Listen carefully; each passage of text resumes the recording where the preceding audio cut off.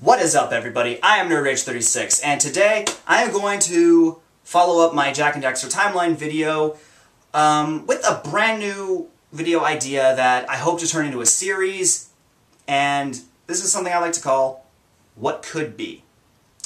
This is where I'm going to take various elements from games that were either left to player interpretation or may have been solidified properly, but were still ripe for expansion, and try to piece together the most likely possibility for a new game in the franchise, like just what I think could be. And you can agree, you can disagree all you want. This is just my perspective on the matter. I really just think that thinking of potential ideas is good for just game culture in general. And like I said before, this is how I'm going to sort of explain my deal with how the end of Jak 3 is technically the beginning of the timeline. Like I said in the last video, Jak enters the precursor vessel and travels with them, but then at the pretty much the very same moment, he appears behind Daxter, indicating that he must have time traveled. What was he doing between the moment he left and the moment he time traveled? I think he went to go build Haven City. Because remember, Jak is Mar. We know that young Jak was named after the legendary hero Mar that built Haven City, gave Haven City to Deimos. And yeah, but you could just say, oh no, Jak was named after Mar. He isn't the actual Mar. There is a line in Jak 3 that literally goes, wait, Jak is Mar? The Mar? Emphasis on the "the."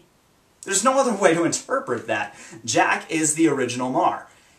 Which does explain why certain things were left incomplete, or why he didn't finish certain plans. Like that giant eco-gun. He could have killed Kor right then and there, so if Mar was some other guy, why would he stop before he won the war with the Metalheads? Well, if he's Jak from the future, having traveled back in time, he already knows that his younger self in the future will finish the fight for him. So he just leaves it there for his own past future self to do. Past future self. Only in a few franchises can I actually say that. But yeah. And this is what I think could potentially have been a fourth Jak and Daxter game. The point between Jak going back in time and young Jak's side of the story in Jak 2. Like how he built Haven City, how he established the eco-grid, how he built all these weapons, how the Metalheads got there to begin with, how he met Deimos and gave him control of the city, and was such an inspirational figure to Deimos that Deimos would then name his own son after Mar. Jak was named after himself from the future. Deimos ought to hang out with Amy and Rory at some point. But anyway, so this potential fourth game, and I know that from the screenshots and concept art that we've seen, it's most likely going to be a Jak and Daxter reboot if Naughty Dog are doing anything with this franchise. So this may not be what they're going for at all, if any of these concept art designs prove to be anything. But again, I'm just giving my 2 cents on the matter, like just thinking of an idea that, again, what could have been. And who knows, if this is a Jak and Daxter reboot, if they do anything with this franchise and want to explore sides of the story that they want to retell that they haven't mentioned before, this could be something they do. But again, just how I see it as the franchise is right now, this is what could have been a fourth Jak and Daxter game. So in terms of raw gameplay, I think it could be a hybrid of the two Jak and Daxter styles. You've got the platform, puzzle, collectathon style gameplay from Precursor Legacy, and some people love that stuff. I personally really liked it, but some people didn't. Some would say that it's too much like Banjo and Kazooie, even though that makes no sense as to why that has to be a bad thing. Sorry, different video altogether. But yeah, there are some people who like it, some people who prefer it over the other two games, but some people who don't. And then with the other two games, some people say it's too GTA. Yeah. Too GTA. And while I see where they're coming from, I do think it's still good. I do think it's still solid. I mean, there was still the collectibles, there was still the lore, there was still the humor, there was still platforming, puzzles, all that stuff. It's just that it was more contained because he had the city to explore, if that makes any sense. So I think this could be an interesting way to blend the two styles, because the city is in the process of being built. You are building Haven City as Mar. So you can have all these lush environments that you can platform around. You can have all these like partially constructed buildings and structures there that you could work around. You can even see how Dead Town was made, because we know Dead Town has Samos's hut in it. And like you can blend like the past, future, nature, civilization, all this cool stuff into a very unique style that balances the platform puzzle adventure of the first game and the sandbox shoot 'em up, beat 'em up style game of the other two. This could be a great blend because it's the two sides of history blending. You have Sandover Village and all that stuff blending with Haven City because Jack is building Haven City. And that's the raw gameplay. When it comes to stuff like collectibles, I think you could potentially collect a bunch of stuff that you would find in later games. Like Jack has to build the Tomb of Trials that young Jack would have potentially gone through, but then adult Jack in Jak 2 went through. You could have all these different artifacts or different puzzle styles that you could set up in the Trial Tomb. You could have that giant boulder that turned out to be a spider egg. You can the collectibles would be like you find these collectibles that you would then implement into the structure of the city, or all these different things that you would leave incomplete for your future past self to complete later. Future past self. I love this crap. It is so crazy to think about, but it's fun.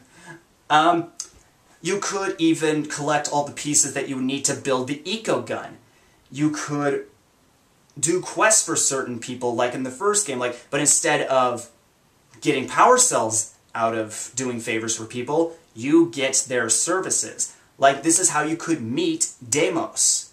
This is how you can recruit him and eventually give him the city at the very end before traveling back to meet up with Daxter in the end of Jak 3.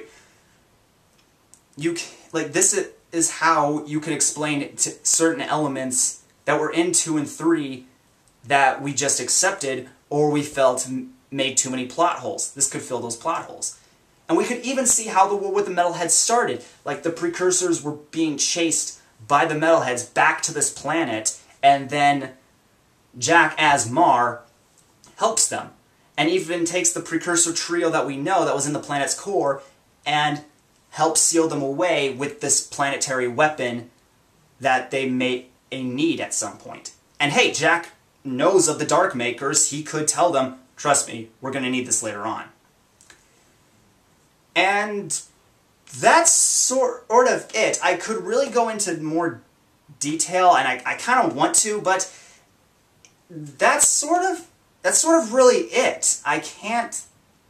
Well, I could go into like minor details, like specific character interactions, and like specific line of quests or adventures or missions, whatever you want to call them, but that's going to take far too long. Basically, how I'm going to say it is, we blend the two gameplay styles of the different Jak and Daxter games. We set it in a point between the very natural and lush environments of the first game and Haven City from the second game and the third game. We blend the two styles. We explain how certain things got there. That could help with all these different collectibles. We could even just put certain things back that we found in other games before. Like, those 3 artifacts that were part of Mars Light Tower, we could put them in... We could put them in the Precursor Forest, or whatever that spot's called. Man, I can't believe I forgot what it's called. But that place where we found those 3 artifacts for Mars Light Tower, we could put all of those there. And like, it's in the past, so it could be a completely different layout.